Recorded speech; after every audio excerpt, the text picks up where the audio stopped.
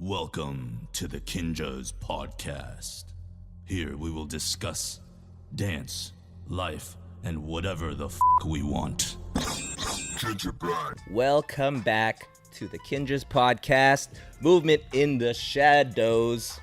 Trying something new. We are your hosts. I'm Ben. I'm Charles. And I'm Mike Fowl.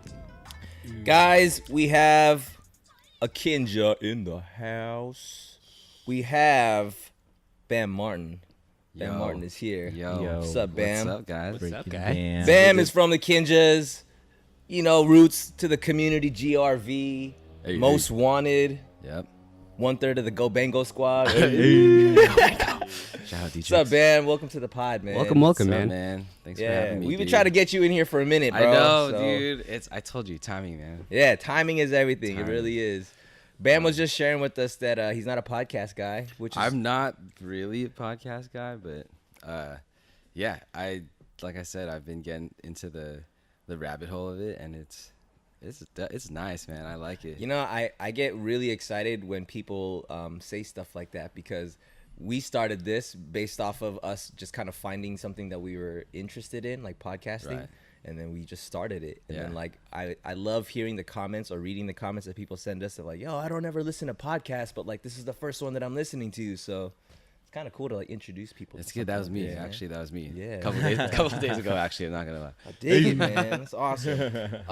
But, yeah, man, let's get into the 101. They give us the brief history of Bam 101. Martin, man. Where did you grow up and Brief the history. whole good stuff? Oh, man.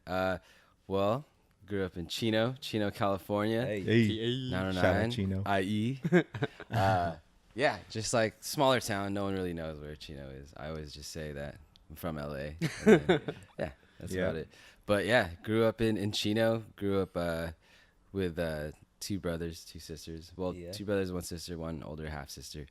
And yeah, man, just went to high school out there. Everything started dancing out there too. So dance was like was there a dance team at your school or something that kind of sparked it, or Technically, my first dance class was when I was 7 years old. Not a lot of people know this. Okay. Yeah, it was at the studio that I started at, and my parents kind of like forced me to get into it. My teacher's name was Mr. Huggy. Mr. Huggy's hip hop class. I don't even know if he'll ever see this, but shout out Mr. Huggy. I'm going to try to find him. I'll try to find him. No, Legit, but dude. yeah, it was like it was crazy, dude. Like I was 7 years old. I'm like the only other boy in the class, and I'm just like, what am I doing here, dude? And the first thing we had to do was like walk across the floor on beat, like, on the tempo. just walking on Yeah, beat? and all the That's kids important. were doing it. And I was Yeah. like, man, you kids are kind of like not really on beat. Doesn't look like it. So I went boom, boom, boom across the floor, Yeah. and then he like pulled me back to like do it again. And I was like, oh shit, did I do it wrong? But I it walk turns out around? it was like I was an example of the class like this is you're an on example. beat, right? Oh. And that's why I try to teach Jaden like how to stay on beat these days. Bro. Nah, but and then yeah, I stopped after like 6 months because I was like, I don't want to dance. I want to like stay home, Dancing, just play, walking on beat. play- I think I got this thing. play video games. But then yeah, I grew up there in high school. I mean, obviously I played like Okay. baseball for a little bit, and then played basketball. Yeah. which is I wanted to be a freaking NBA player. But, Yeah. I was a Boy Scout. I Wow. was an esteemed Eagle Scout. No. No. Yeah, That's awesome, I was man. an Eagle Scout for sure. Which I bring that up because I was putting up the lights at my parents' house for them yesterday, and I found my Eagle Scout like little Eagle ceremony like scrapbook of when Yeah. I was like when I became an Eagle Scout, and then it had like letters from like the White House, letters from like California What? Senate, and I was just like, I forgot how like. I don't even know if it's like that now, but back then, how like much of a that's why I said like an esteemed Eagle Scout, just how much of an Yeah. honor that was. I was like, oh, that's pretty cool. But yeah, Well, did that. how hard is it to become an Eagle Scout? It's pretty hard. I mean, Anthony will tell you guys. He always, Yeah. he always makes it known like how hard, how much harder his journey was than mine. No, I'm joking. His probably was though, listening to like his troop and like or Yeah. hearing about how like what they were about. But it's tough, man. It's like you gotta like put time and work into it. Like you could actually have to put time. Like you have to be here I go on my Boy Scout rabbit hole. You have to be like a certain rank for like 6 months. That's like a requirement. Okay. To then like become like the next rank. And and at the end of it all, you have to like do an Eagle project, which is like basically like a community service project where you have to just think of something that your community needs. You have to like write about it, like you write your whole like plan of action. Then you got to go like get rentals and like free just like equipment from different places, like write letters to like the city to ask them like what they need help with doing. You got to like get a bunch of volunteers and then like carry out the action, and then that's like one of the, it's your Eagle project. You just like, you do that, and then just a bunch of typical, your stereotypical, you gotta get like merit badges. But these aren't like tie this knot and then like start this fire. It's like there's like a personal management merit badge where you like manage your finances. Wait, how old are you? Yeah, there's like, see, this is what they need to be teaching in school. Dude, I'm serious. Wait, how old were you? We were like, so there's like Cub Scouts and then there's Boy Scouts. Cub Scouts like what you're probably thinking, like age like kindergarten through 6th grade, and then Boy Scouts is like from then to like when you're 18, and you have until you're 18. You have to hit Eagle Scout before you turn 18. Once you turn 18, you're not like eligible for it. Whoa. So like your cutoff is by the time I'm 18, if I'm not Eagle, I'm done. So like, that's why it's like once you reach a certain point, you're like, all right, I invested so much time into this. I gotta finish. I gotta do, whether you wanted to do it or not. And obviously my parents like forced me to do it too. Yeah. Because it looked good on college applications and just like that, stuff like that. And they just really pushed us to finish. They were pretty involved in our scout troop, and it was just like, dang, that's tight. Yeah, it took a lot of my life. Yeah, I'm so cool, dude. I'm a scout. It is cool. It's funny because like I'm hearing about what it takes to become an Eagle Scout, and then I take a look at who you are now, and I can see a lot of connection in terms of like, I think that's probably why parents send their kids to Boy Scouts and whatever, because it teaches them these life skills that it's supplemental to whatever they would be getting at school, which I think from what you said seems like it's way more practical in terms of like honestly business management or whatever the fuck. Like, you don't learn that in school. I mean, unless you like go to business school. Yeah. But like, man. So yeah, I think the way that you approach even your creativity, because I feel like, dude, you're a very like goofy guy. You're a funny, fun. Like you act like you don't care about stuff, but you actually secretly like hella do, and you're hella methodical, and I care about a lot of things. And I'm like, I feel like that's like the Eagle Scout and band. That's like the low keys. Like, I'm not gonna tell you where I got this from, but I got this like in me. It's embedded in me. I mean, I'm resourceful. I would say I'm resourceful. You are resourceful. They teach you how to like use your resources. Yeah. So, it's good. I like to use it in every. Yeah, being resourceful, man, that is a life skill. Yeah. You are Bamgiver. Bamgiver. I like that. MacBamver. It's not just Bam guy. It's Bam guy. Hey, Bam guy. Mike Fowl, dude. Hey, I was thinking about that That's one one for a from while. Mike Fowl on puns of the day. Hey. So you took your first dance class at the age of 7? At 7, but I would took say a hiatus after that. After it was just I was like walking on beat? hiatus. Yeah, after walking on beat, I was like, yo, I'm done. I really pushed the culture enough. So how did you get back to it? So I got back into it because in high school, so my sister actually, my little sister, she danced from like age 4 till freaking 18 or I don't know. Whoa. That's risky to say, but maybe until she was like 18 or 19. And so she was at that studio first. That's why we knew about that studio, because she was already there doing everything. She's freaking crazy at it. And so then she got my older brother to join the hip hop class over there, right? And so they would always just rave about it, like, dude, Brian or Cleo Brian, you gotta go, take this class. And I'm like, nah, whatever. And then cliche old, like, I feel like a lot of people, right, like you start dancing and you're in high school because like get attention from the girls and all that stuff, just like the typical kid stuff, man. I know, man. But yeah, it just was like, all right, you know what, I'm gonna one day come to this class. And like I met their hip-hop teacher, which was my first, I would say, like actual teacher that put me, her name was Wilma V. Shout out Wilma.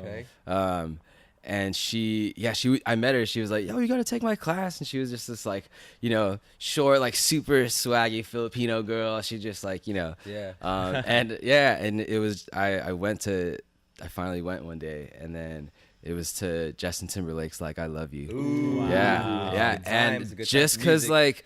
like being able to like pick up on things quicker, I like learned the first 8 count.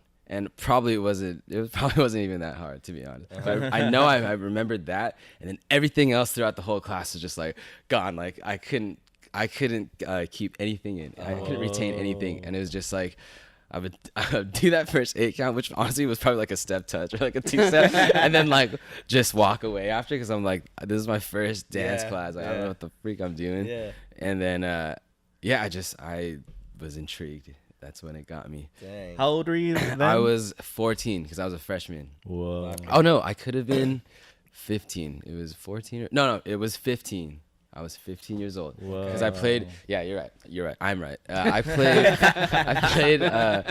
played ball for my first year, basketball. Okay. So then I remember because that next summer going into sophomore, I was obviously friends with the coach's son, who was freaking super good, but his dad was the coach of like varsity too. Okay. And so next like school season rolls through, and he's like, "Where were you at? Summer camp, blah blah blah." And I was like, "Oh, I found a new like I'm dancing now. I'm a dancer now." No, and then he's like, "Man, my dad was like thinking of pulling you up to varsity like when I was like a sophomore." So I was like, "Ah." But then it was that thing of, I don't know, okay, just cool. Let me try this out, and if it doesn't work out, then I'll go back to ball. But I just fell in love with it. And dang. So so it was that like I Love You class that was like, yo, this is it. Yeah, it was dope, dude. This? Wow. Yeah. And then I got scammed. You got what? I got scammed. I got scammed into taking other style dance classes. So that's okay. Okay, here we go. Let's get into that. Which is not a bad thing at all now. Right? So I take that first class, and it's at the studio called the Talent Factory. Shout out Talent Factory, Chino, California. Hey. Showstoppers. Ooh, Showstoppers. And I'm just joking. I didn't get scammed. So if anyone voluntarily did it, and I am very thankful. Miss Andrea, everybody in Chino is listening. Miss Ashley. No, I'm just joking. No, so this is how my experience went. Right? They saw me. They saw me like have interest in this dancing at their studio, and they needed more boys on their dance team. So obviously they just like scouted me out, right? And so they were like, "Hey, would you like want to try out for our competition team?" And I'm like, "Well, I've only taken like 2 dance classes in my life, and this is like their competition team." Like, so I was like, "Sure." Right? Me and my older brother, Kuya Sean, shout out Kuya Sean. We went at the Sean Martin. We went to the tryouts, like, and we made it. And her whole thing was like, "Yeah, try out. Like, I know you love this hip hop class, and you can take you can take that class like for free, all the as much as you want, blah blah blah." But it turned out my weekly schedule was like Monday, like take like jazz 1 class, and then like another day like a stretch class, and like a turns class, a technique class. Whoa. Right? And then it's just like 1 hour of like hip hop of that 1 week. So it's just like, what? Like, it wasn't exactly what I wanted to do, but I just obviously now it's like made me a well-rounded dancer, and I'm like now like super like happy that I went through that, because also back in the day, or back in my day, it wasn't like super cool to be a dancer or like contemporary as a guy, like a contemporary dancer, right? Like back in the day. So I've never, I was like, I don't want to do like this, I don't want to do this shit. Right? But now I'm super, I'm glad that I actually did. I love that. So I want to touch on that, because I think touch on it, man. Touch me. As kids, we get scammed by our parents.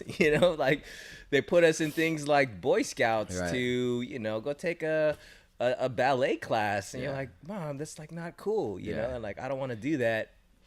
And then, we grow up and then we look back on those things and we become thankful for those things that our parents made us do. Like, like learning how to play the piano. And it's like, you probably hated it as a kid if you ever had to go through that. But then, when you grow up and now you can hella play the piano, you're like, yo, dang, I was tight that my parents made me do that. I think that's really cool because, obviously with what we talk about here, movement in the shadows, with everything, you obviously know what that is. But like it kind of like the way I see that, it's like it's an all-encompassing sort of the things that people don't really put focus on, right? It's the stuff that's like happening in the background, the things that's not in the forefront. And so even things like that, like the training that you were kind of quote unquote forced to do, but then it does something and it builds something inside you that you don't realize it at the time until like years of it has passed and you're like, whoa, how do I have this arsenal now? It's like, well, because it's been embedded in me for years, And you just don't know it. Totally. And I think that's great because obviously our listening audience, a lot of our listening audience are young, upcoming budding dancers. And, we get the questions of all the how do I get better? Right. Like people come up to you after class, I'm sure, like give me a tip. How do I become like you? Or how do I do this or that? Right. And there's no shortcut. There's no soundbite that's going to give you that snapshot into becoming awesome. Like you got to take all the steps to do the things that you may not think is fun, or even you don't even see the outcome of like what is this gonna actually give me, right? But then, like you said, it makes you like a well-rounded, in this case, dancer, right? Yeah. So for in your mind, like, okay, so did you like finish high school and all that? I did finish high school. And did you do any at college? I did. Sorry, I did finish high school. I did 2 years. Well, not really. I did a year and a half at a Chafee college. It's like a community college out of high school. Yeah, man. Hey, Chafee was like a dope skate spot. Chafee was a one famous, OG but spots. that's Chafee High School now. Oh, okay. Technically, that was Chafee College before. Okay. Like the old school, and that's why, dude. Whoever goes to Chafee, well, this is how I felt back in the day. Like it was an old college campus. It was like a huge ass camp like for high school kids. So I was like, dude, this is dope. But yeah, I skated that spot like a couple times just because I was like, what, 10, 15 minutes away from where I'm at. So, yeah. Oh, yeah, if y'all don't know, man, Bam and I, we have like a little skateboarding connection too. That's the skate connect. That's the roots too, man. Yeah, that's another conversation. Yeah, for sure. We can talk about that Sometimes later, we still get down on a skateboard outside in the parking lot of the outside. dojo. Yep. The last time was like during someone's class. I remember we were just like popping like like outside of the students just looking out the window like, what are these guys doing out there? At one point you saw the window just like close, and it's like, you know how hot it gets in there and how that's how loud we were for them to be able to just like shut up. Sorry guys. But going back to, all right, so you took some schooling at Chafee College, right? Yeah, I did. Just like general ed stuff. I was still, as anyone else, right? You're like figuring out what you're doing, what you're gonna do during that time. And then I was still like working, just like a normal job. At the time I was working at Chick's Sporting Goods, which is now Dick's Sporting Goods. That's funny, right? Like Chick's got bought out by Dick's. Like, and that shows you a sign of the times back then. That's good. I'm not even gonna say anything about that. No. I mean, Jim Chick was a guy, so it doesn't. Okay, Jim Chick. Yeah, there you go. But working at Chick's or Dick's, and then went to. And then I worked for like Averex for a while. You remember Averex? Yeah, the illest jackets, man. Talk about Which going back. Which my first hip hop teacher was like overseeing like all their operations, so she like got me that job there. So just, like, she looked after me in all aspects of life, not just dance. And then went there, and then was working for the bank for Wells Fargo for like a good amount of time. I think like two and a half years or something like that. That was my last like regular job, I guess you would say, before dance. Were you so while you were in college, were you dancing heavy still? I was still getting down with it, but didn't know what I wanted to do. Like I had even friends just like trying to talk me into join like Army Reserve and stuff. Like that was on the table. Even my mom was like up for it too. Like yeah, that sounds like interesting. Figuring out what I was gonna do, but then I feel like I fell back in love with dance. I think because it was like a time of like, oh, I'm done with high school. I got to go to college. I have to go to college. My mom worked for the university system.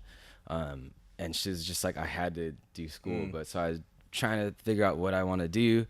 And then it wasn't until I met actually GRV first, obviously, which they were Groove 57 when I met them.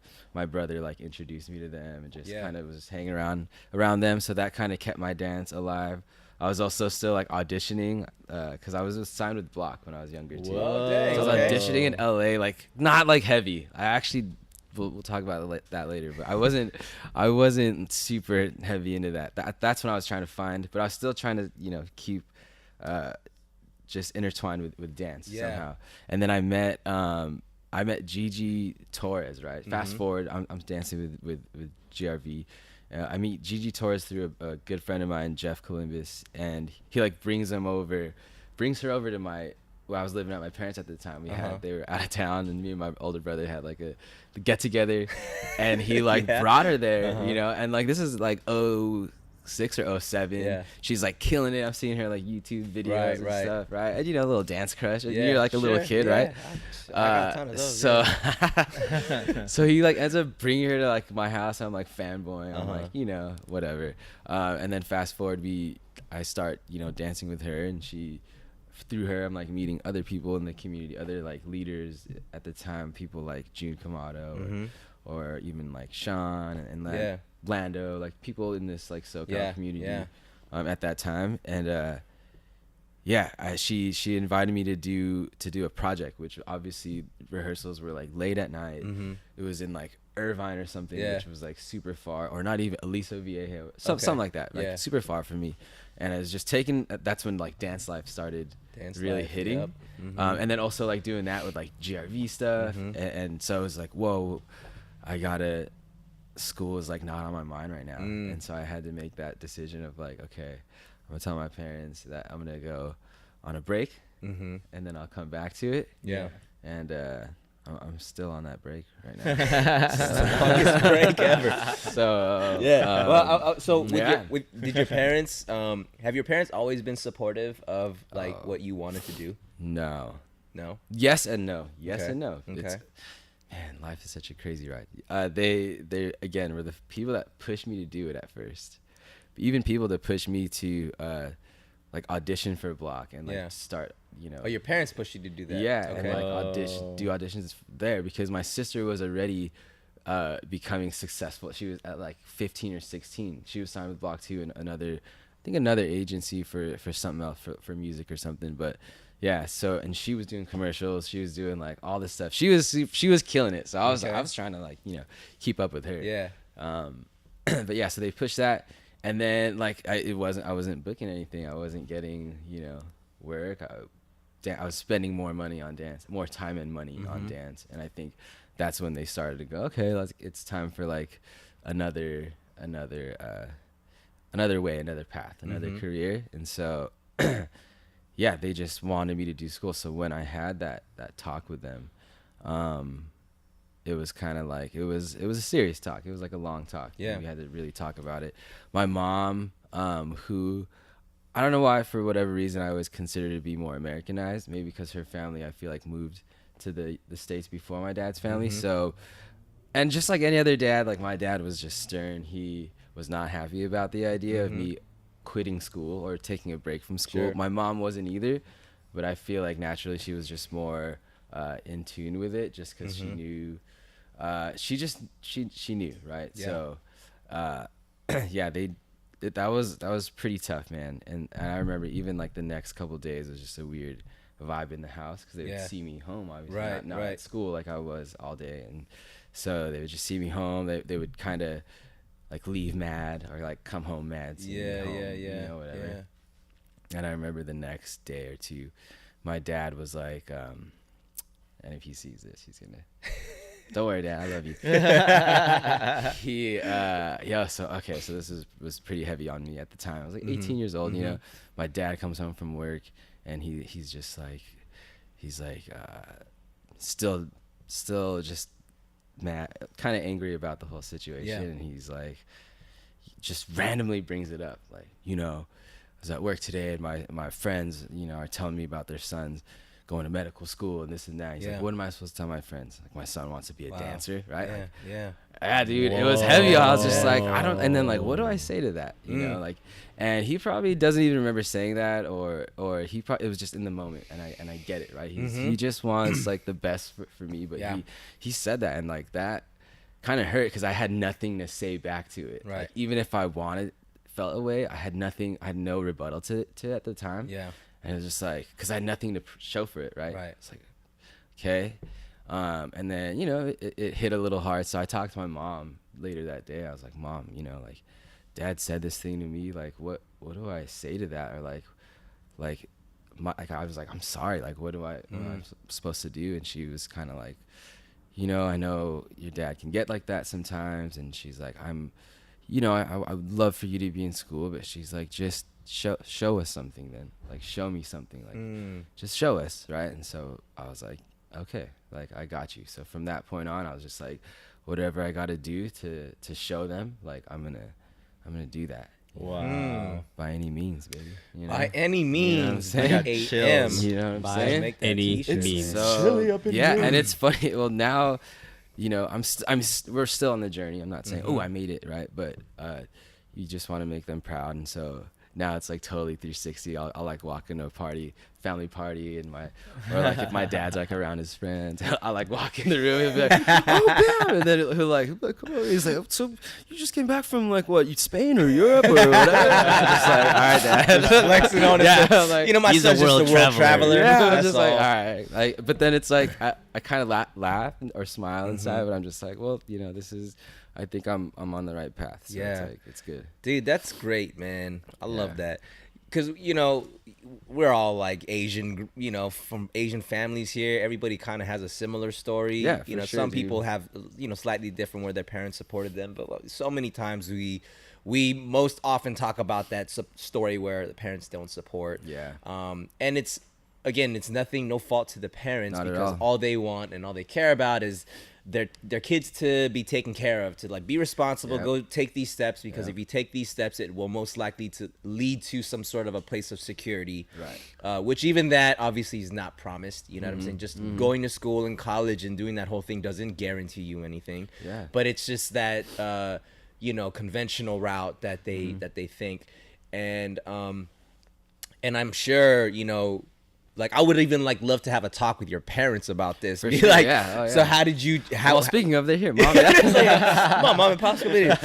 Like, but you know, like from a parent's perspective, to know that they were like, this is not smart for my kid to be doing this, and they probably had some sort of feeling, and then there had to be some sort of a turning point, because when you were like, okay, then I just got to show you, and I gotta, you know, prove to you that I'm not here just being lazy or playing around. I'm going to do something with this. Right.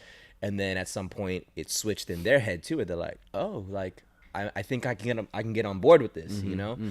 And so at that point, like, you know, so you had this hard conversation with Pops, and then you talked to your mom, and then I'm sure like some gears started turning, and you started to put some sort of fire behind, like, I gotta make moves, right? Yeah. What were the beginning steps of said moves? You know, like, what was the thing that you're like, okay, then first thing is I'm gonna go do this. What was that? See, that was the hard part. It was like, okay, you know, show you. All right, I got it. Yeah. Like, step out on my journey, and I'm like, wait, what do I do? Where am I going? I'm walking. Just like, where I'm going. I just walked back to school, to college. I felt like, so this is where the dance, I guess, scene, the one that I was kind of shown, was at the moment. I was so like I said, I actually quit block. I was like, this Okay. is not working. Why? What made you feel like that was not for you? It just was not for me at that time. I feel like maybe if I just kind of grew a tougher skin and then like trained more, then I can apply that to whatever. But I was just it was just a weird. I wasn't even super confident in like my dance, right? And you got to go on an audition and like feel tough skin. Yeah, you gotta feel. Well, you gotta be confident, right? You go in there, and so that just wasn't a strong point. And I feel like every time I would go there, everyone just wants the job. No one's like, you're not there to talk and fraternize and and that's just not what I wanted through dance. Like the only people that ever like came up to me was Nick Gola from Nick and Anna and CJ Edwards. Yeah. Oh yeah. At a Beyonce audition that I was at, and I don't know why they came up to me, but they were just or maybe we're just standing around. Yeah, shout out to you guys. We were all standing around together, and they just the energy was there, and they just sparked up a conversation with me. Yeah. And we just started talking, and it was like tight. Yeah, and that's the only time that's ever happened at an audition like in LA that I went to, and that just goes to show just that character of the community that that I soon later became a part of. And it was just that just kind of shows. And so my last audition I went to was for High School Musical. I think it was the first one, and I was there, and it was that point. I remember that point. It was just like I didn't even go in. I was like about to, and I just was like, man, I looking around and just like, this is not for me. So I just like left, and then I just put all my my effort into. I went back to GRV. Okay. Just kind of did that thing. So yeah, my first step to show my parents I could be successful. I quit the agency that they wanted me to to be a part of. No, yeah, and again, no hate to like that scene. Totally. It's like that everyone. There's people that kill that shit, and it's just like it's apples and bananas. Yeah, right. You know exactly. Apples and bananas. Apples and bananas, and so yeah, this is just the path that I took. And so my main thing at that time was, YouTube was barely started to pop off. You don't know, it wasn't like, hey, let me become this thing, but people were sharing, and then it was like, oh, you saw a lot of the same, heads, which I mentioned before. Yeah. And so my thing was like, it wasn't like I want to be that guy or where that guy's at. Excuse me.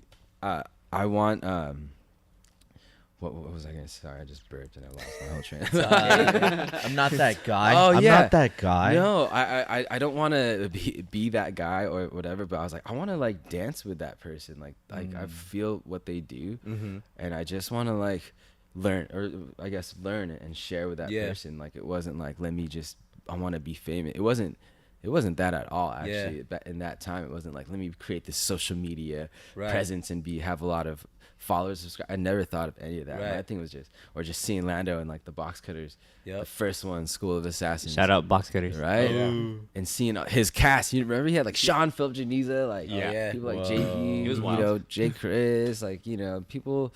It was stacked, and just like I want to like dance with those people just because like I love what they're doing, right? I wasn't like, let me become famous. It was like, let me dance with those people. And so that's what I set out to do.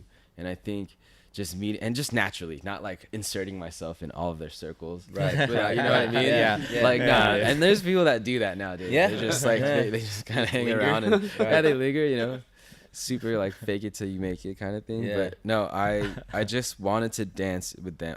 I saw what they did, and I just wanted to just up my game that way and learn from people in the community, that people that are obviously well known for what they do. And so just kind of did that, and through that, like just naturally meeting people and hanging out with people and learning from them in every aspect of not just like dance but in life, and like what are they doing, like what is their next move, like they're killing it in this way, like how can I learn from them to kind of guide my next move. And I think that's what I love about what you're talking about is an extended period of time, like for all these things to happen.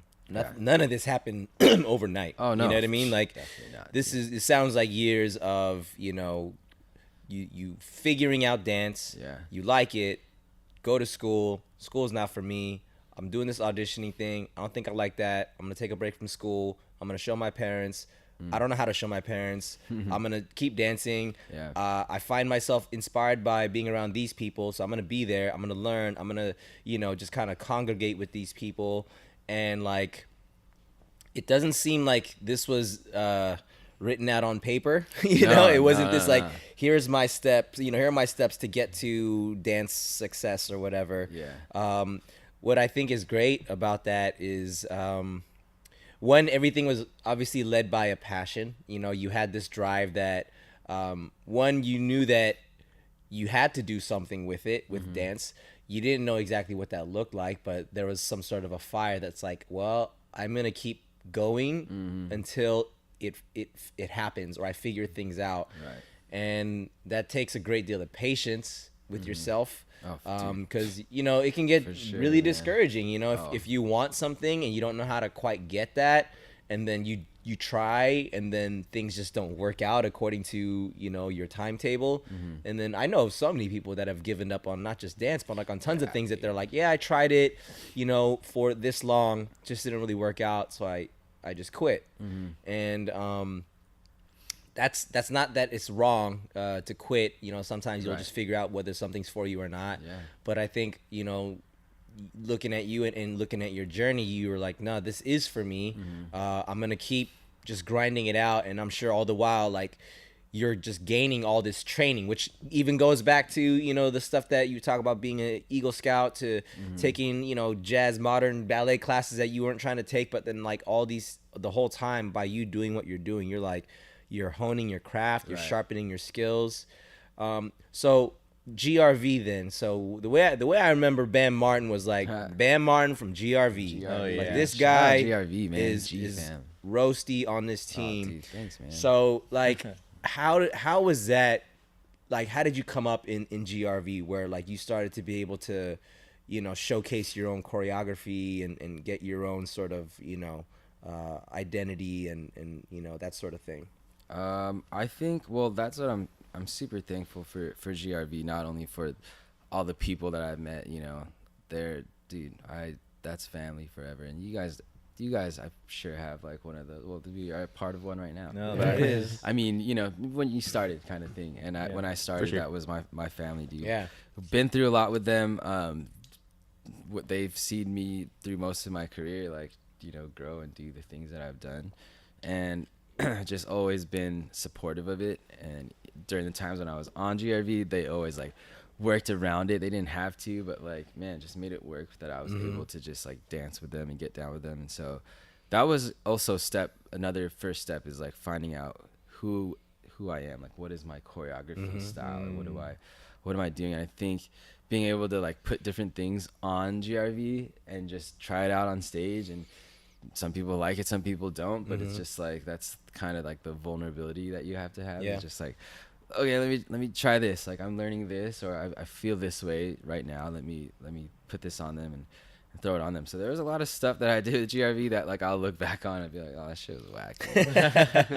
Not GRV, but like, just my I'm like, man, come on. But I look at it, I'm like, well, I'm clearly still finding myself. There was like, when I was training with Lando, there was a time where I was doing a lot of just very electro kind of. I remember that, man. Yeah, you remember those. But just I think what I was getting from that is he really taught me how to like listen to music in a different way. Right. So yeah, just experiencing that. I kind of try to start to like get into the crump scene. So I feel like that kind of meshed into my choreography as well. I never got super deep into it, so if there's any crumpers listening, I never had like a name or anything like that. I just was intrigued by it. Yeah, and I just would try to learn from anyone who knew it. But I would never call myself a crumper. But yeah, and then that started fusing into my stuff. And then so I think when I just started feeling more at place was when doing like just GRV hood like grimy stuff. And I took to that after actually a conversation that I had with Sean Evaristo. Dude, because yeah, man, that fool, I definitely looked up to that guy. I still do, But as a kid, as a younger dancer, like, man, he was killing it back, you know, I mean, he still is, again, but like back in that time, 06, 07, he was like just moving down, having his class at Millennium, just like trying to learn all the company stuff from him, you know, that he would teach at Millennium. But it was when he started doing movement and lifestyle is when he was just like, yo, I had a conversation with him because I was like, man, I don't know my style. Is this exact question, like what am I doing, like what do I like this, but I like this, but I like this, but I like this, just like, and so just not to go super deep into it, but he was basically like, all right, Bam, you know what, like the first time I saw you, which was at like an I think 07 GRV Prelude, I think Prelude 07, he was like, man, the first time, he's like, I love what you're doing with Lando right now, and this is when I was on doing just different things, and he was like, but you know, the first time I seen you was just like real grimy, like hood dancer, like this is Bam from GRV, right? And he referenced like that 07 Prelude, or like the buck piece, crump piece that me and my brother choreographed in like 08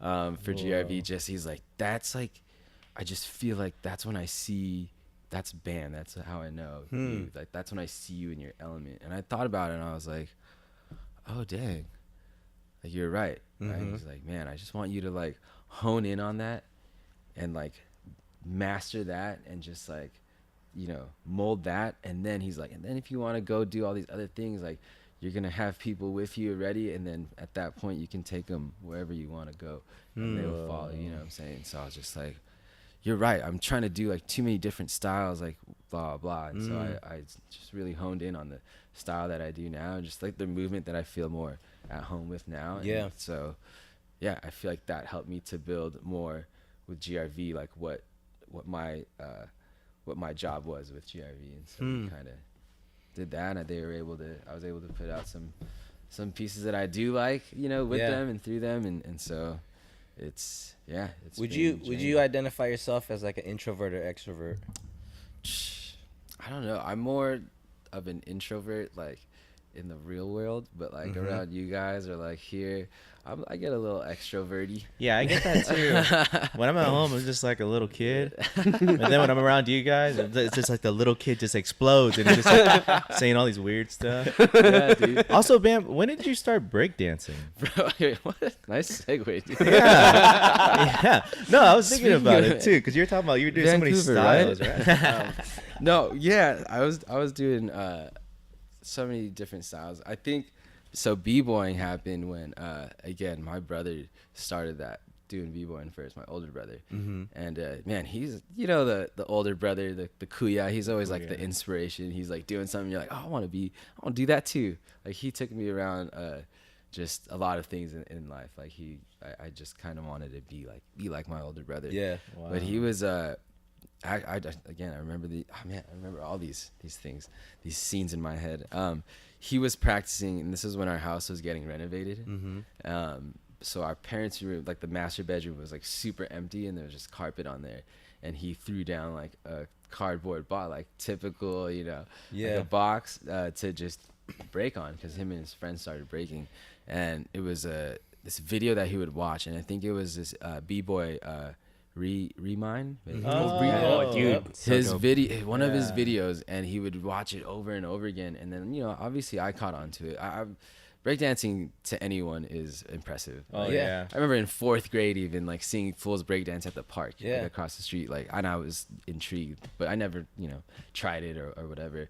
And so he had that set up, and I would see, you know, the movement, right? And so one of them, the movements was a flare, right? So I was like, I want to try that one, right? I don't know I didn't even know what it was called. But he like went to the restroom one time, and you know, number 2 took a while. So I was I stepped on the cardboard. Time to practice my flare. Yeah, I was like, I would look at it, you know, and then rewind it on the VHS, you know, play it again, just look at the physics, like the mechanics of it. I'm like, okay, he starts like that, and then I obviously through my first one failed. Yeah. Then, you know, through throwing that first one, I was like, all right, well, I was too much there. Like, let me, and then by the time he came back, I had like one flare, not like going around to 2, but like just like a half guy? just like not like a flare, but gone onto my right hand and then Whoa. Oh yeah, So- yeah. he comes back and I was like, hey Keyshawn, check this out, right? I did it. He's like, what the fuck? He's like, you got that while I was taking a dump? I was like, I don't know, dude. And I told him the exact story. I was like, I just like saw the dude, like I was like going, and so Oh man. you know, and that to me was like I'm more of like a visual, you Sure, know, like learner, totally. visual, like, and then let me try it hands on, like, all right, let me try that right away.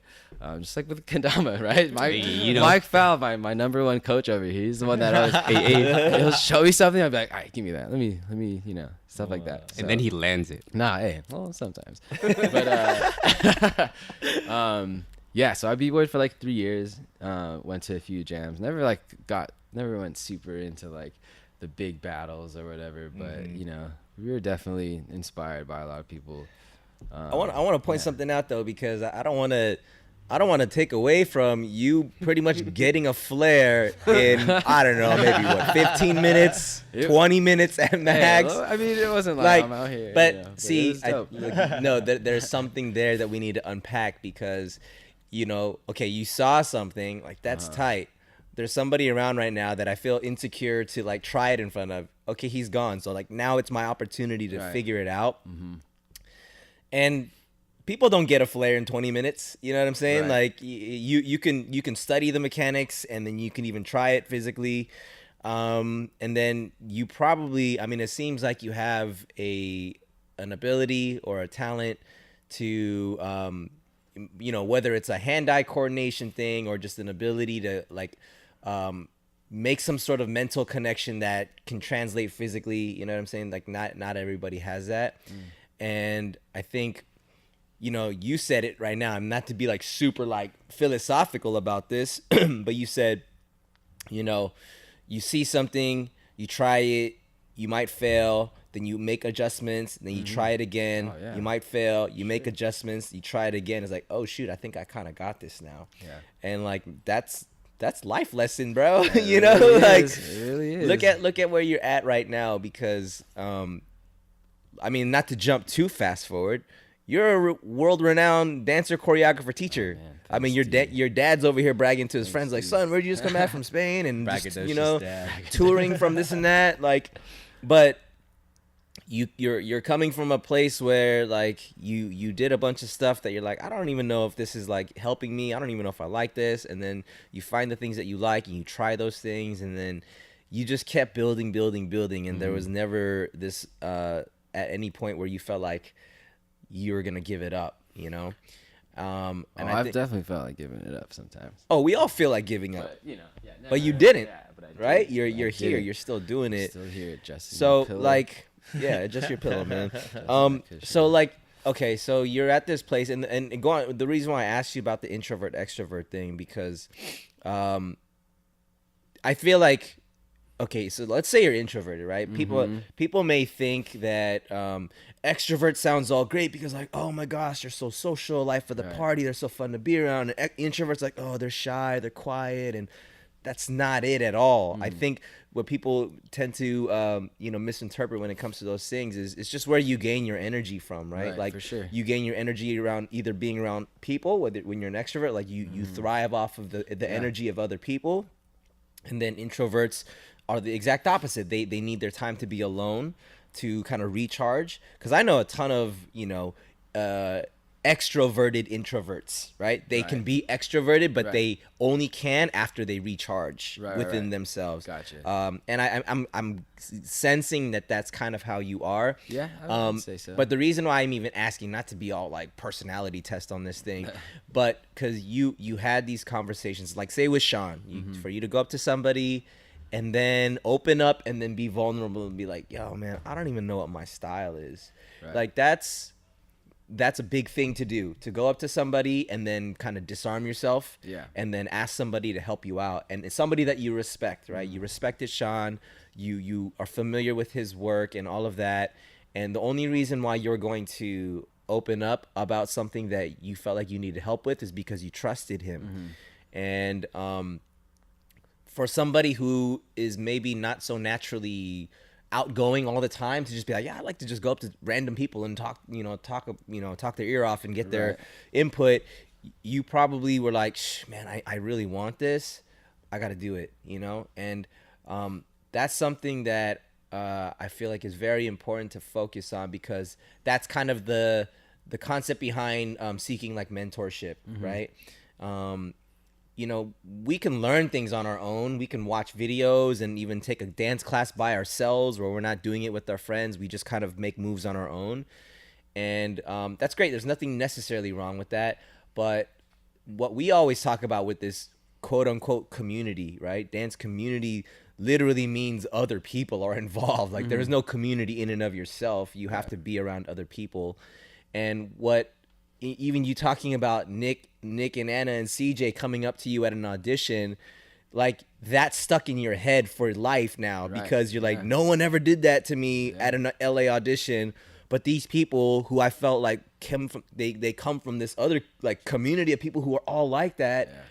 Like I want to be a part of that. The dancing's amazing there too, but it's just a different vibe and it's a different, mentality. And so like, I just want to like kind of just point that out, that I feel like, you seeking that sort of mentorship in that time was, you said that was like a huge turning point for you, where you're like, oh, okay, I think I know what I need to focus on. Yeah.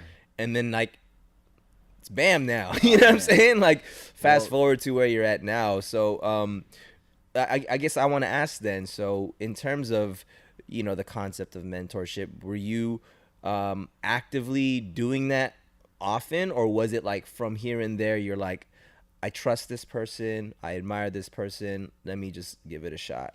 Oh, you mean like training with different people? Sure, either that or even like just talking to people. Just talking to people? Yeah. Well, yeah, I mean, obviously people that I looked up to, obviously people who are older than me, like Asian cultures, like respect your elders. Yeah. I take that through life, you know what I mean? Doesn't matter where this person who I looked up to is at now, I'll still like look up, they're still that person to me. Yeah. As long as they're, they're not doing like just dumb shit now. Yeah. No, but yeah, I feel like it was mostly through obviously people that I trained with or just were a little bit closer with. Like Lando obviously is a big mentor to me too. Yeah. He I would say more on the business game, because he was the one that was kind of like bringing me on these jobs. Yeah. He's actually the one that got me like my first international like teaching gig. And at the time, that was a goal at the time too for me, well, which it is now, but you didn't quite know that yet at that time. You're still it was still like a thing of like, oh, I want to do that, but like how do I get there? Right. And so yeah, just training with him and being around him, he just kind of guided me through dance as like a career in the beginning. So yeah, I would ask people like him. There's people like June and Jed who I would look up to too. As shout out June Jed. Yeah, as like obviously dance inspirations, but also like those guys, know how to be social. They're very sociable guys in non-dance settings. And so like I hung out with them to kind of get that, because I never like partied either as like a high school kid. I didn't like do anything really until I was like 18, and then 19. Then I was like a late bloomer in like that social party scene, I guess I would say. So yeah, I had mentors in that sense too. Right. So yeah, I think it was mainly just the people that were in the SoCal community that were around me at the time that I would take Word. Yeah. And GRV was like, you were part of GRV for a minute, right? For a while, yeah. But I mean, it was like, school started as a school club, was part of Cal Poly for the longest time until, there was majority of people who were not going to Cal Poly, and we're like, all right, we can't keep getting their funding because that's not going to work. And then that's when we just kind of went off on our own, did our own thing. So yeah, I mean, again, like I said earlier, GRV taught me a lot through that, being a leader in a sense. So what was so how did like Kinjaz enter the scene for you, dude? Man, Kinjaz. I met Anthony actually, and he just posted a picture about it. Shiro's did remember Shiro's? Yeah. They did a thing called Heroes. Yeah. And Pat was part of Heroes 2 Factory. What? That's when I met like a bunch of like all these Dang, cats. yeah. So I knew him then. I never really talked to him much in between then until he started, finished school and he started traveling, Anthony started traveling, doing that whole circuit. And we actually, me and Ant like got pretty close through those travels. And we would never hang out here at home. It was all just overseas. Always, yeah. It was always somewhere else, it was kind of cool. It was like its own little thing. Yeah. Just I don't know, scheduling just kind of, Yeah. And then I think 2014, I went to not Beijing, China it was Ant, Mike, Pat, and who was it? I think that was it. It was just us four. Yeah, all together. So then, and I'm not a Kinja at all, but I'm like on this like trip with these guys. I'm like, what am I doing here? Right? It's like there would be moments of like we'd be hanging out, hanging around, and then they're like, "Oh, gotta talk about some Kinja stuff," and it was just like, It's like, I'll be over there. or whatever. Yeah. But it was mainly at first. It was mainly because they were. They brought me out to like teach at Sinus Stage. This is where I first met like Coco. and Okay. them. So, Yeah. but then it was like, hey, you're here with us. Do you want to go on an excursion with us? Okay. We went to do the Shaolin thing. Yeah, We yeah. Traveled Yeah. all. It was actually it was like a tour, a workshop tour. That's what it was really for. So. But during that tour, it was like, hey, let's shoot these videos and this and that. And like, bam, do you want to be a part of it? Like, I'm not a Kinja, but like, sure. Like, sure. Like, I'll dress up in this like super, Asian kung fu outfit and do sword choreography with Mike's song. Sure. I'll do that. That video's tight, man. Thanks, man. Yo, that was a trip. Right?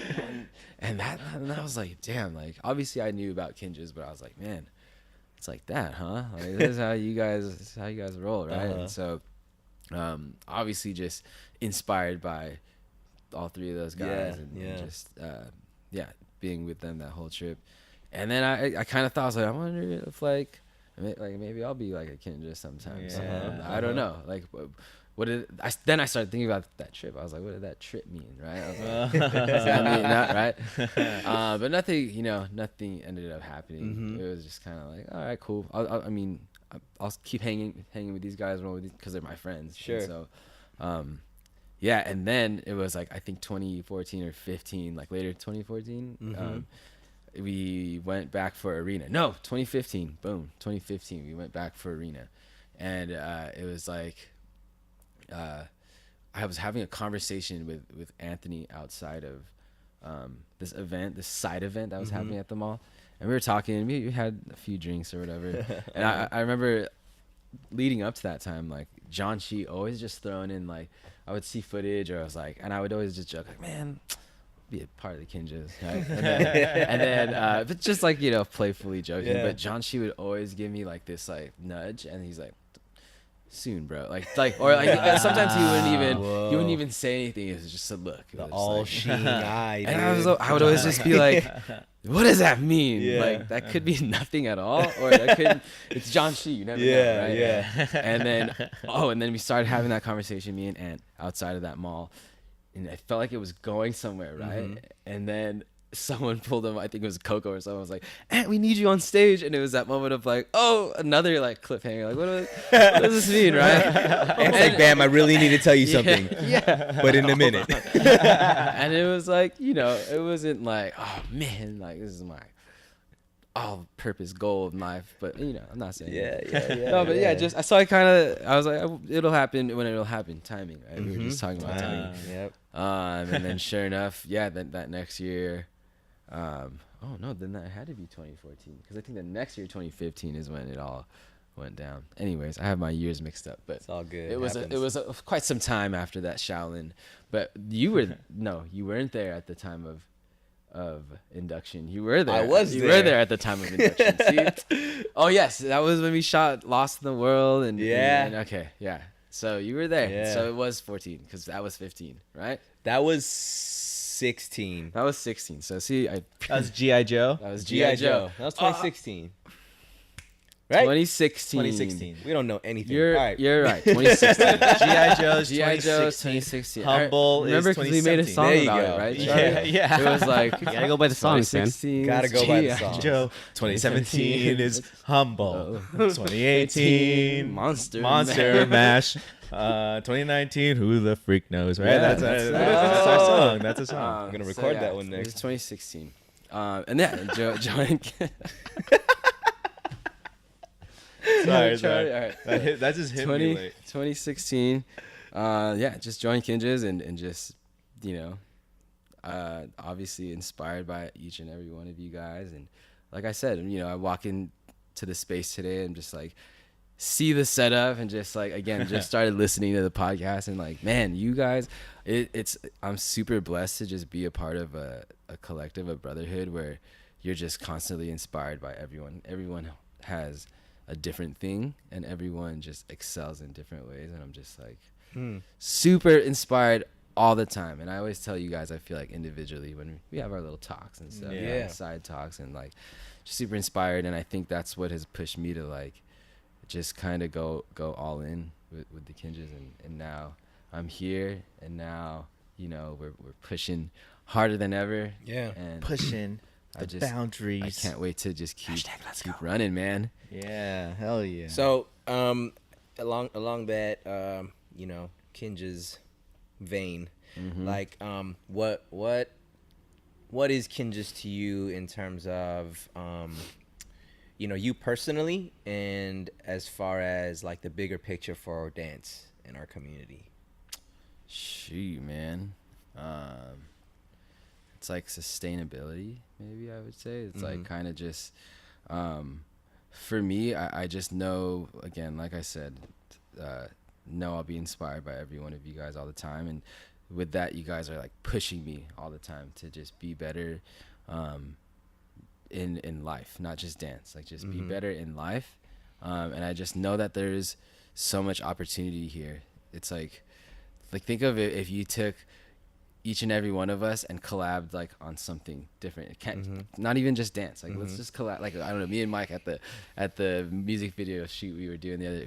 We were like, man, what if we were just creating more cinematic stuff? Like let's do it I'm like down, one man. time, right? Like just cinematic, because we were doing like this like slow motion run around a corner that looked so dope for whatever reason. And then I was just like standing by the monitor, we're like, dang, we could do this. Yeah, we could do Yeah. that. Slow-mo makes things look But freaking epic, man. But Yeah. we're also we shouldn't be in front of the camera. We should be behind the Yeah, camera. like let's direct it. I don't know. Yeah. And those are Yeah. just thoughts. But that's like, hey, why not? Why Yeah. not? It's like that's how this podcast started. Why Totally. not? That's how Go Bango started. It's like Exactly. a why not? Yeah, Exactly. yeah. And yeah, but I'm saying like think of like the amount of opportunities if one and one and you intertwine that, like there's Yeah. just so much here for us, and I just feel like we just got so many opportunities and a long way to go. So that's Yeah. what I'm saying. It's like that's why I know there will always be something here. You know what I'm saying? I'm not saying it's not just about money or whatever. It's like there's always going to be something here. Yeah, and I think with that, it's for the dance community. You know what I'm saying? Yeah. We're not this specifically this group. We're not gonna dance for ever, right? And so like of course we've got like some younger ones that are rocking with us too, who are, I'm not gonna name any names, right? But who are just super capable of doing what we do for their generation. For sure. You know what I'm saying? And I think it's not all about having Kinjaz be like the all overseeing, like we own this dance, but it's just like let's stay here like for the dance community. You know what I mean? We all came from different teams in different parts of the community, so it's like it's actually our job, our responsibility to like keep going for these kids and that generation. Their job is going to be to keep something going for the the next generation to come, because we all as dancers have a job to like keep dance alive, right? As long as we can, keep the community alive as long as we can. So it's like at the end of the day, it's not about like, oh man, like who was like won that battle, who was this and that. I mean, it couldn't matter, but I'm just saying it's like where's dance? Because what if dance, I'm not saying it ever will, but it died out all of a sudden. You know what I mean? Like, On top of that, how old do you think you're gonna get and still be able to like hella kill it in dance? Like, what do you think is your Dude, peak? I don't know, your man. peak age. I don't know. Not peak. You're like Like- last year. Like you're just like, I think I can do one more season. You know? Like, what age do you Kobe think? year? Yeah. Your Kobe year? We do a retirement. Get or like- 60, come out of retirement. I don't know, man. Maybe I should say this as a goal. And then just Put it out there, man. Shoot, 70. Dude, honestly, okay, so what? I'm 30 years old now. Yeah. I want to do it for like at least another 10 years. Hell yeah. You know, Yeah. right? I think you can do Yeah. 25. I was gonna say 15. Thank you, Charlie, for always believing in me. Hey, man. No, and I think, hey, now that I say that, like that's a goal, and then if I get there, it's like, oh, I think I could take another 10, and then I'll get there. But it's just like, there's definitely folks who are older than me who are still killing it. So for them to still kill it, it's like, okay, it's like that's at least a benchmark. Like I know I can fucking get there, you know what I mean? Hey, that's inspiration. Like if they're killing it, like, hey, I can kill it too at that age. So it's like, yeah, I think it's just as how much I take care of my body. Yeah. Yeah. What's gonna happen. You see people That's like important. freaking Keone, like, and Mari, you know, Buff Keone. right? Both of them, just like they're an example, you know, and that's what I'm saying. Like we were all inspired by each other, and like that, seeing them do all that kind of stuff, treat their bodies that way. It's like, okay, you know, it gives you an idea of how you should be treating yourself. Yeah. And so, I love the what you're talking about in terms of we keep I feel like we overuse the word community. Not to say that I want to stop, because I think the reason why we use it so much is because it means so much to us. Right. You know what I'm saying? Because that's kind of like a home base. You know what I mean? Like every time we think about what our next moves are, we always take it back to our home base. Like, is it feeding our home base or is it cannibalizing it, you know? And I think that's something that hearing you talk, like I can see that, you being a family man to you being like being around the people that you love and doing all the things that you love to do, but with the people that you love, which is what Kinjaz is, right? And what I think, even hearing you talk, that it just kind of something kind of sparks in me is that, Kinjaz and what we are for the community, as we sit in here in our dojo that was built by the community, you know what I mean? Like people really donated their hard-earned dollars to help us build this thing. And it's for everyone, it's inclusive. It's not this, private club, though it kind of is. But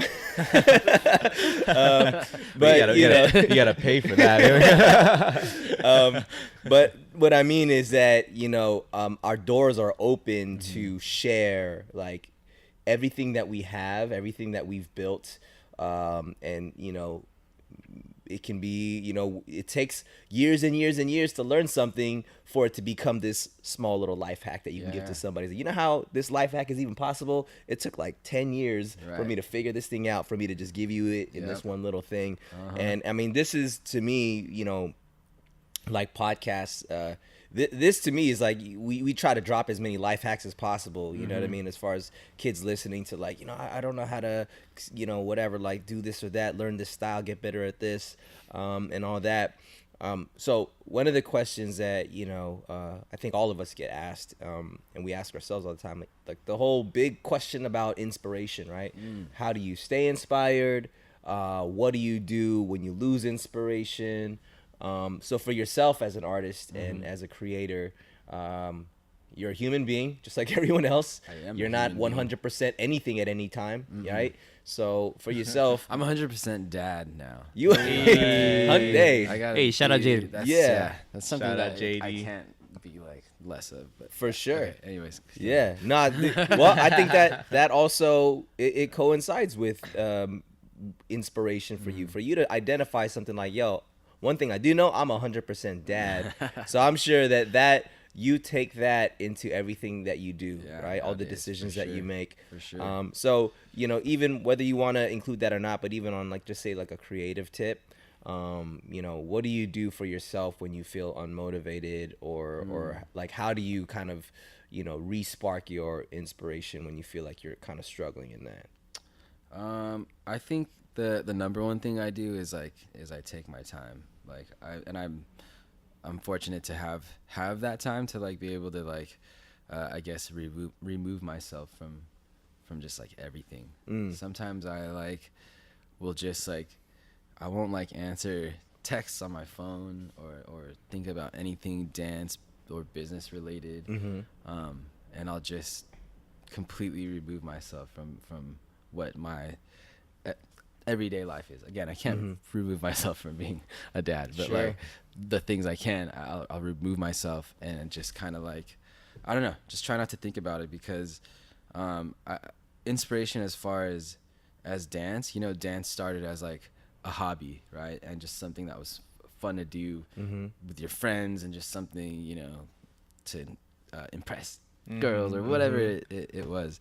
It was just kind of that used to be my escape, right, from like work, but now it is my work, right? So it's like I'm there all the time, like all the time, and sometimes the business part of it, or just like the pressure of social media or whatever can really make dance like not fun. Yeah. You know what I mean? I hear like, that. I see. And with that, you know, I'm a dancer before a choreographer. I actually prefer to dance other people's stuff than choreograph my own Hey man, stuff. I feel you. Wow. I feel you. But yeah, so again, if I'm not inspired by dance because of all these pressures or different things, then obviously I'm not going to be inspired to create, you know what I'm saying?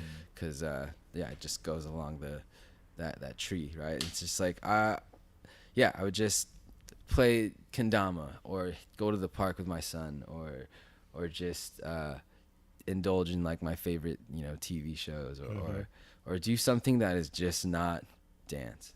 You know what I'm saying? Because it's just like, just completely release that from my mind to kind of just give me a blank slate, you know, to come back to something. And because I do love dance, like that inspiration, it comes back naturally, that motivation. Once I start, you know, I take myself away from it, it finds its way back to me in a natural, like kind of, you know, organic way. And then from there I embrace it again, and then I begin. And it's just like, yeah, I think just to relax and zen out for a little bit in a way, from dance. That's how I just like regain my inspiration. It's dope. Yeah. So you kind of just shut off things. Yeah. That, like, and that's great, because I mean, simple, man. I'm a simple everybody man. finds inspiration in different places. You know, some people feel like they need a, you know, like whether it's watching other people that they enjoy watching move, and then that's how maybe it'll spark some inspiration in them for their own movement. And other people that is too, just like completely step away from dance altogether and go to the beach, you know, and like do whatever you got to do to kind of reset, and then you know, get back to it when you feel like you're ready to go. What are your thoughts towards you know, the importance of training and discipline? Well, training like in like dance. Sure. Training in general. Well, I would say just as far as just for the dancer that's listening to this, inspiration too. I was gonna just kind of add on that is you know, also, like I said, you're a dancer before you're a creator. So like go, I'll like go and take other people's classes, or I'll go and just kind of like, you know, just kind of share, or even like with you guys, I'll come to rehearsal, and like there's been times where I don't create any of my own stuff for the longest time, just because I want to like vibe off you guys and see how I feel, and then I'll begin to create. So like when I do come back into the dance world and I'm still kind of just like looking for that inspiration, I'll go like take different other people's classes, because like, dude, that's what people are there for, right? You just they like motivate you, and they move you both physically, you know, and yeah, it's just kind of like that gives you inspiration to go, oh, okay, like I love their stuff, I love this and that, like cool, and like now I'm ready to like make my own stuff. But yeah, I think it's like we were saying before, just super important to just not train in just what you like and what you're comfortable with, but just going out and pushing yourself mentally and physically to just move weird or do different things. I know that sounds like cliche, but it really does. It's just all you're doing is like gaining different tools for your own little toolbox, and then the more tools you have, the more that you can build on your own. And so it's just like It's like collecting Pokemon. yeah, it's I like know. collecting Pokemon. I know, man. It's exactly like that. It's there. Um, But people just like one Pokemon, you know? You can't. It's like, dude, man, if you want to beat me, bro, you need a freaking grass Pokemon. do you do you still have your Pokemon cards? I do still have my Pokemon cards. I can't find mine, dude. Actually, no, I lied. I have my Yu-Gi-Oh cards. Ah, As much as I speak about it, I'm not loser. I like, was oh, joking. come on, No. man. No, And you're not good. in front of everybody. It's just kidding. But yeah. Anyways, but training my Pokemon. Training my So yeah, Pokemon. training back to my Pokemon. No, yeah, I think training and discipline is like is super important. It's super easy to lose. Yeah. I mean, sometimes we lose it in rehearsal, right? Oh, yeah. Discipline, but I mean, they go hand in hand because Yeah. you don't want to not be enjoying yourself either. It's the whistle while you work It concept. is right? the whistle while you work. Yeah. You know, lately I've been like really holding it in. Just Yeah? like me and Just when I trying would to look at focus? Tony, Oh, just yeah, like you and Tony, dude. and then like we just like look at each other and we just try not to smile and it's just like, not now, dude, not now. We gotta get this down. Dude, you're Hey, lucky. but we I'm not appreciate there. the Tony Charlie dynamic in Yeah. rehearsal. We need that. That is a necessary component. there. I freaking love the Tony Charlie dynamic. I actually, they get in trouble sometimes for me. Like I really push to like make something happen, just because dude, you guys crack me up all the time, and I need that laugh sometimes, and so like then they start going in and. You know, Anthony and Mike are like bad at trying to do something, and then they'll be like, "Fuck, all right, let's let it happen." And I'm like, "Yes, thanks, Dad." Just let it go. Those are the best times when they let it happen. Yeah, and it just happens. Hey, it keeps the flow going. It's just like that spark that you need to just yeah. power through. Yeah, it's necessary, man. Yeah. It's all part of It Part of the is. flow. Yep. Yeah. Dude, man, how would you define success? Mm. Oh shoot. Oh man, that's a heavy question, man. It's a heavy question. Yeah. Yeah. There's no real right or Dude, wrong. It's success everybody is has their like- own definition, man. Like, you gotta have like a lot of money. Like, gotta have like a lot of cars. Gotta have girls. Gotta have a lot of girls. Gotta Yeah, have all the a lot Pokemon. of big house. As many kendamas as you can No, none of that. None of that, except for the Pokemon, maybe. Hey, that's what I'm saying. No, see. And kendamas. honestly, dude, success, man, success. What is success? Let's talk about success. Yeah, what is I was success? trying to like buy myself time to find. I think success, just flat out, like, you know, without diving deep, is happiness. Like it's just being happy, right? And just being where you are right now. Like success is like you're here breathing. To me, it's hard to like measure in all these other things like people say, right? But I think for myself, I feel most successful like when I'm happy and just when I appreciate life, like where like how far I've been. And not to say like I've had a super successful life, because I haven't. Like it's been a lot of up and downs, and but I still feel like I'm successful because I'm here. I'm 30 years old. I'm still alive, and I'm still like super blessed, and I'm happy. You know what I'm saying? And I have my family. It's like I'm happy. Like that's like success to me. Like Wow. it's really like where your mental state is to me. A lot of things to me is just like about the mental state. Like not a lot of people talk about it like all the time. But as of like lately, you see a lot of things. People aren't like there mentally. They have all of those things I named earlier. Yeah. You know, and they still, you know, have some demons that they lose to, and it's just like because their mental state was not there. So it's like, as long as you're in the right place, like that's at this time, you don't know where you're gonna be, you know, later down the line. So right now, you're here. Like, look at what podcast is doing. Like, look, I'm still here, breathing, and given another chance to be even like more successful. So Sure. it's just like, Yeah, I think that's a great definition, because I think, you know, especially you mentioned the whole, you know, social media to, you know, everybody puts such value on numbers these days, you know, whether it's subscribers, whether it's money, whether it's possessions, whether it's followers, whatever. Like everybody puts so much value on the number, and we can get so caught up with just focusing on getting that number. Yeah. And then we get lost in that, and we don't even know why we're doing it, and we can even get that number, and then we see someone with a higher number, and it's like, well, dang, I need that higher number. It's just this endless cycle. I feel like I have more to offer than you, or something like that. Yeah, right? But it's yeah. like, that's why it's hard to not pay attention to those things. Yeah. But it's so That's the ego, you know. important. You're The right. ego is very powerful. It is. And, you know, sometimes everybody has these crazy thoughts, and it's just like, yo, because I have this many like followers, I should be getting this. It's just your ego in your head just telling you all this crazy stuff. Yeah. And if you don't recognize it as not you, then you're gonna believe that that's what you really think, you know. True. And yeah, It's man, true. I'm not freak the ego. Yeah. Yeah. not Yeah. an ego scout. Oh no. Eagle You're scout. an Eagle Scout. I'm an Eagle You're Scout. not an Yeah. Eagle That's You're one not- pun for Bam.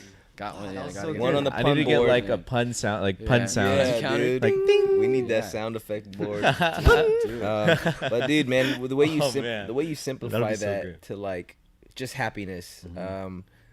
like, and you know, even happiness is subjective too, because you know Yeah, people for sure. find happiness based off of different things. For but sure.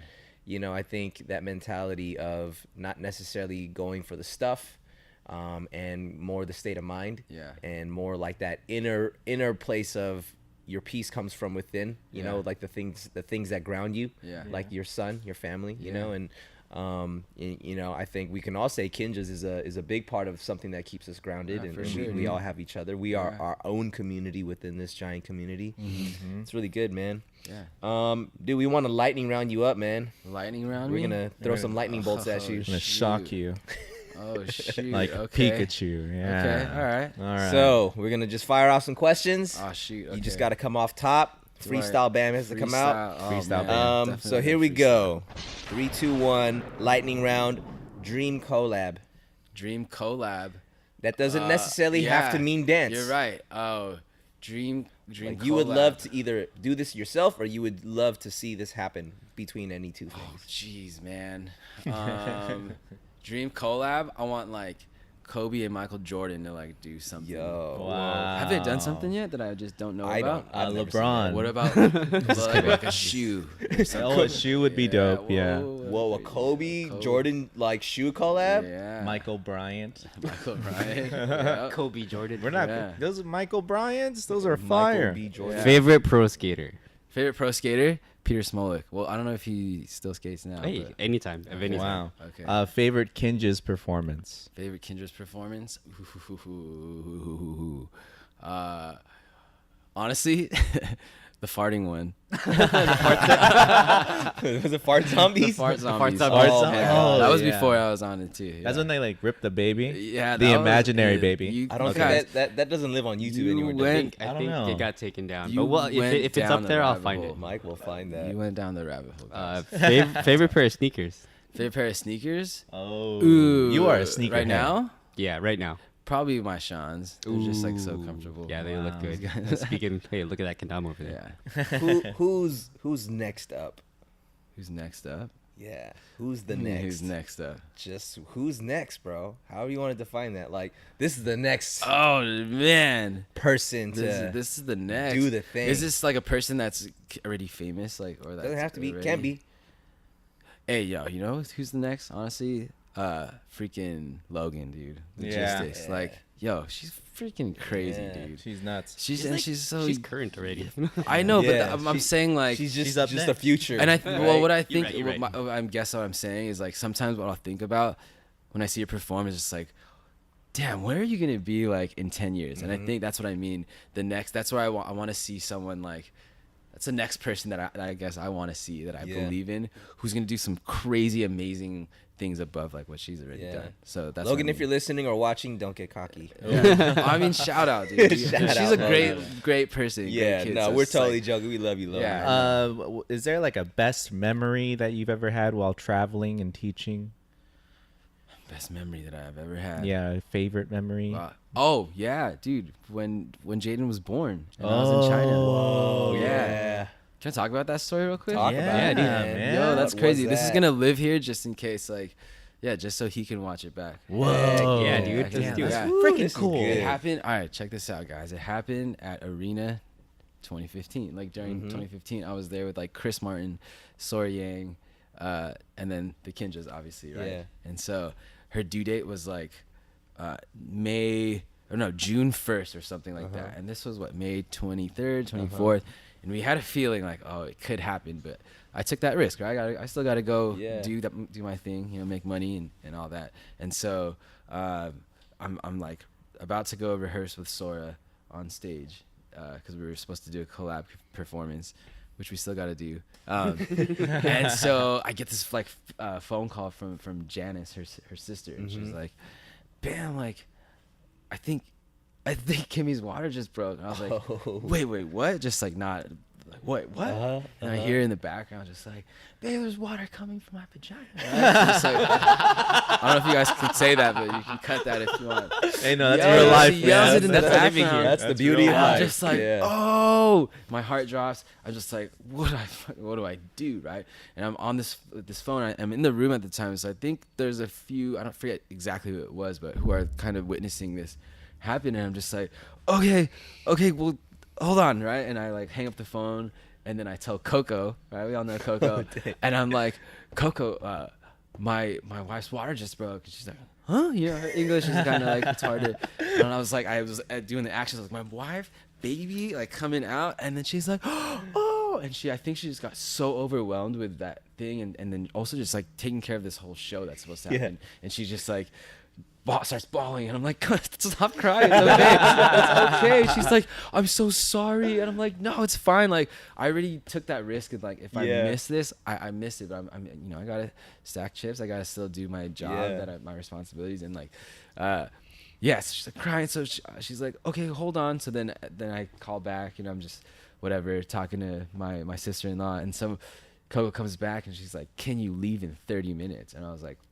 yeah, like sure. So I run back. I'm like packing all my bags, just like not really doing. And at the time, Chengdu didn't have a straight flight to LA. Oh man, it was Chengdu, Beijing to LA. So I'm like, I might make this. I don't know. So she pays like what, $2,500 to like get the quickest flight out to LA, and which was leaving like in an hour or something. So I pack up, boom. I like get to the airport, and I'm like, oh, it's happening, and then get to Beijing. Right at my layover, and then like flight delayed, and I'm just like, oh fuck, dang, like I'm not gonna make it, right? Yeah. And then we get there, finally get on the plane, and then just had to happen. I like wake up like, oh man, still on the runway after an hour. So there's like 2 hours. What? We leave, and it's just like Beijing to LA. What's going on in my mind right now? Like, what's like I can't sleep. I can't do anything. I'm just thinking of like one thing, right? Yeah. I'm just like, damn, like I land. I accept the fact that like I've missed it, right? This is 16 or 18 hours later. 16 hours later. And I get on the phone right as we land. I get on the phone, call Janice. She's like, no, it's like hasn't happened yet. Apparently Kimmy got a fever out of nowhere, and so they didn't want to, you know, go on with it because it's just really unhealthy for both her and the baby. Right. So they're like, yes, you have time. Like they're still like waiting, right? I'm like, okay. So I get to customs. Of course, the place is packed, right? In customs. And I'm like, damn it, dude. Yeah. I'm like, I stand in line like an idiot, because like that's the introvert in me. I don't want to like make a scene. I'm just like gonna stand, and I'm like, you know what? No, fuck this. I gotta go. So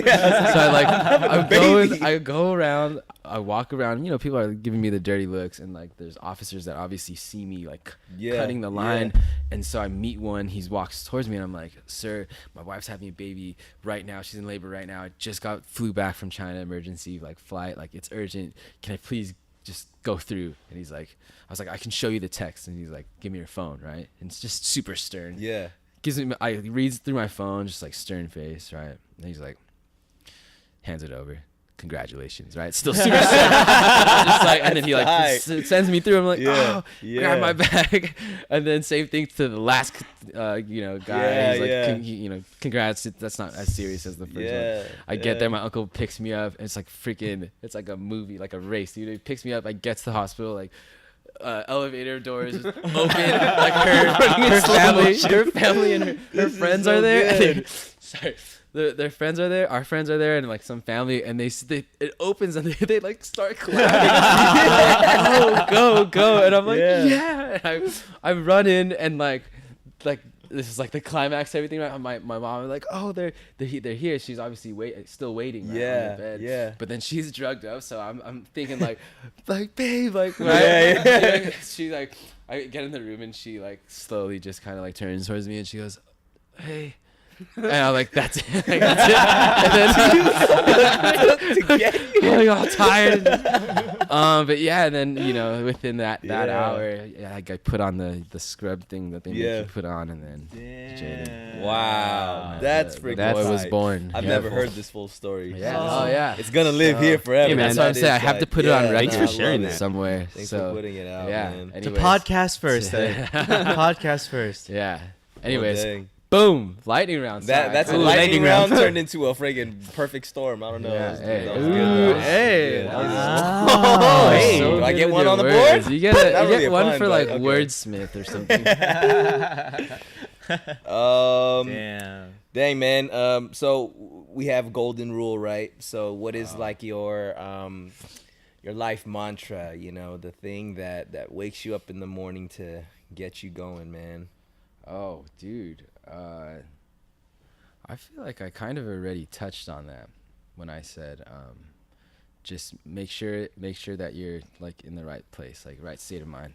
And I think for me, like my family provides that for me. And I think, I'm a very family first kind of guy. So it's like, if you have biological family, or whether that's your Kinjaz family, or whether it was my GRV or it is my GRV family, it's just like family first, because like I don't know, that's always something that's going to be there for you. And again, if you don't have that at home with your biological, I know you can find it in something else, like just another group of people, like family first. And I think that for me, that puts me in the right mental space. So it's like, pay attention. I have two. I guess that's like a 2-in-1, right? Yeah.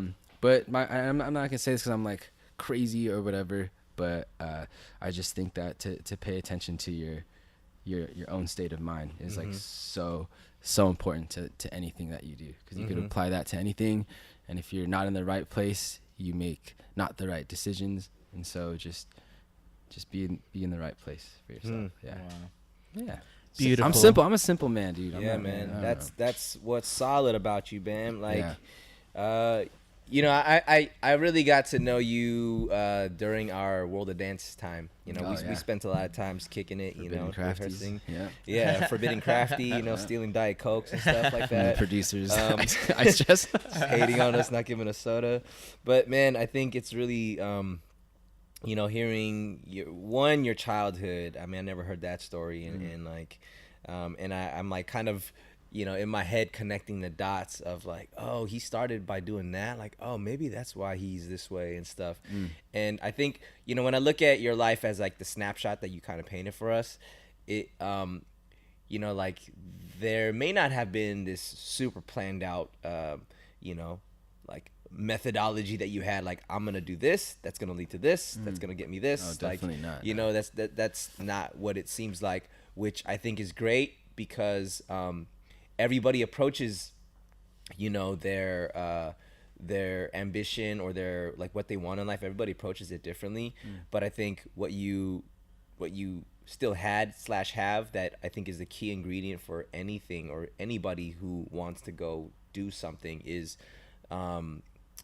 the passion behind it, and then the unwillingness to give up, right? You are gonna be relentless about going after that thing. It's like, if that doesn't work, then I'm gonna try this to maybe hopefully get me there. If that doesn't work, then I'm gonna try this to hopefully get me there. You know what I mean? Like, it's that and there's a certain type of personality that you need, that I feel like I get it. I'm like, dude, like, you know, I'm not gonna attribute all of it to like Boy Scouts and Eagle Scouts, but like, you know, but like that like being, you said being resourceful. Yeah. That's such a skill that doesn't come naturally. Oh, It's not a just out of nowhere skill. You have to train yourself to be like, like this is what I have, like how am I gonna make this thing with what I have? Like let me figure out and let me be creative, you know. And when it comes to your own artistry and creativity, like what you bring to Kinjaz, and like, yeah, dude, as soon as Bam entered the world of Kinjaz, there was a whole dynamic change in terms of even our in a good way. Yeah, no, like in the best way. It's just the offering that you bring, and I'm not even just talking about movement. I'm not even talking about just dance moves. I'm talking about just your presence here. You know what I mean? And you are a leader in this community, and you are a leader within Kinjaz. You know what I mean? And Trying my best, dude. And seeing your growth, you know, even within the couple of years that you've been down, it's been really inspiring, and it pushes me. I mean, yeah, I think like we are of the same generation, but I'm on the older end of that spectrum, you know. Yeah, for sure. And it's cool for me to be able to vibe with people who are really just like going at it and hungry in that way.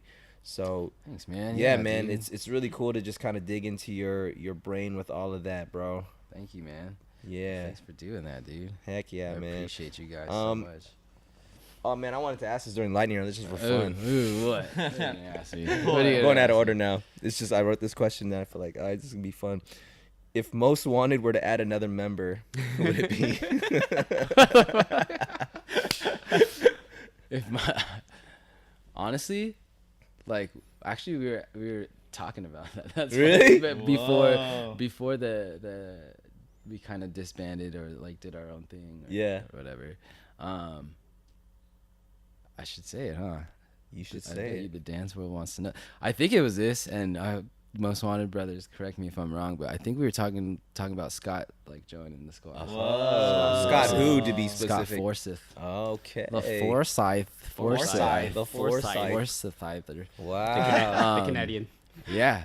He just started becoming. We all started getting a little closer during that times, and that's tight. Obviously that fool was talented. So wow. I just wanted to know. Yeah, this is a fun that's question. Funny, right? Wow. Where can people follow your journey, man? Plug all your stuff. Oh man, on Instagram at @Bam_Martin.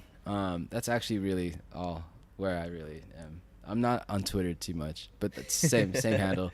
But yeah, just Instagram. You can follow me. You can follow my family.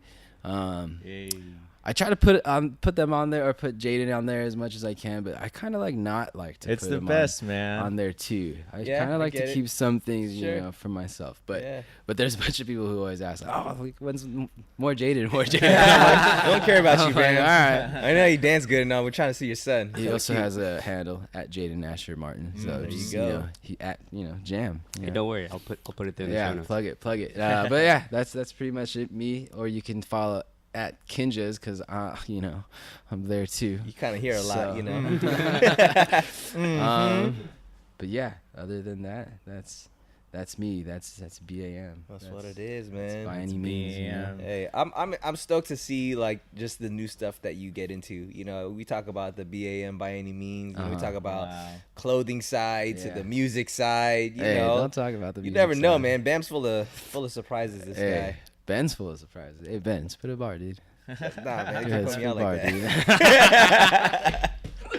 It's gonna happen one day. It's gonna happen. Hey, we never know. They might be a follow up to Go Bango. We should do a Go Bango or some podcast, other you know Go Bango podcast. Where we just rap the whole time, like just free, like. Like you guys are still like having an interviewed question. So tell me about your history. like 80s rap. Well, it started out there back in my town. Oh man, Shoot a California's where we get down. Hey, wow. Yeah, I'm just you know. that's good stuff, man. Let's bring back the 80s. Man. That's me, man. That's me. If you guys are still watching, listening, thank you guys. Thank you guys, man. Subscribe to our podcast. You know, get Please on do. our website, kinjaz.com/podcast. Podcast is spelled with the K. We spell all the C's with K's. Yep. Because we like it. And Because it's follow cool. us, you know, on Instagram at Kinjaz PodKast. We got Twitter, the same thing. We're on Facebook, all that stuff.